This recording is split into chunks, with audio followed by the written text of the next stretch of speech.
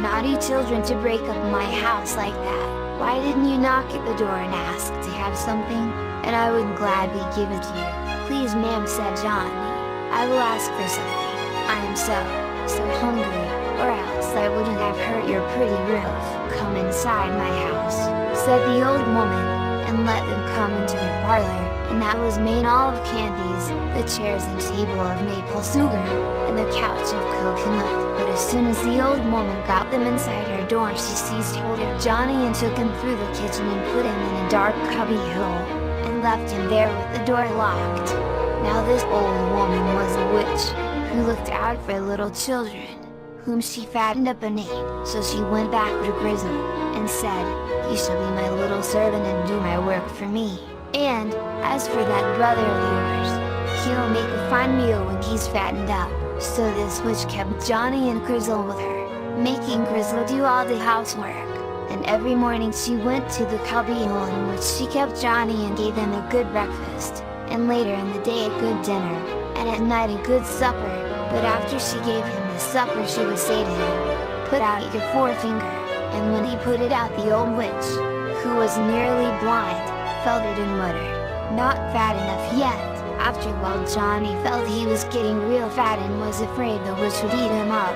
So he searched about till he found a stick about the size of his finger.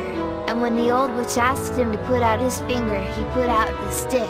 And she said, goodness gracious me, the boy is as thin as a lad. I must feed him up more. So she gave him more and more food, and every day he put out the stick till at last one day he got careless, and when she took the stick it fell out of his hand, and she felt what it was. So she flew into a terrible rage and called out, Grizzle, Grizzle, make the oven hot. This lad is fat enough for Christmas. Poor Grizzle did not know what to do, but she had to obey the witch. So she piled the wood on under the oven and set it alight. And after a while the old witch said to her, Grizzle, Grizzle, is the oven hot? And Grizzle said, I don't know, Mom.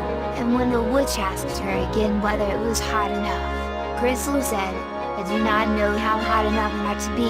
Get away, said the old witch. I know, let me see. And she poked her old head into the oven. Then Grizzle pushed her right into the oven and closed the door and rushed out into the backyard and let Johnny out of the cubby hole. Then Johnny and Grizzle ran away towards the setting sun where they knew their own house was, till at last they came to a broad stream too deep for them to wade. But just at that moment they looked back, and what do you think they saw? The old witch, by some means or other, had got out of the oven and was rushing after them. What were they to do? What were they to do? Suddenly Grizzle saw a fine big duck swimming towards them, and she called out, Duck, duck, come to me. Johnny and Grizzle depend upon me.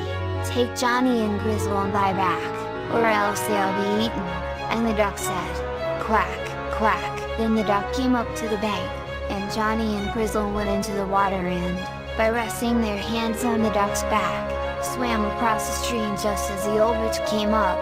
At first she tried to make the duck come over and carry her, but the duck said, Quack, quack, and shook its head. Then she lay down and commenced swallowing up the stream, so that it should run dry and she could get across. She drank, and she drank, and she drank, and she drank, till she drank so much that she burst. So Johnny and Grizzle ran back home, and when they got there they found that their father the farmer had earned a lot of money and had been searching and searching for them over the forest, and was mighty glad to get back Johnny and Grizzle again.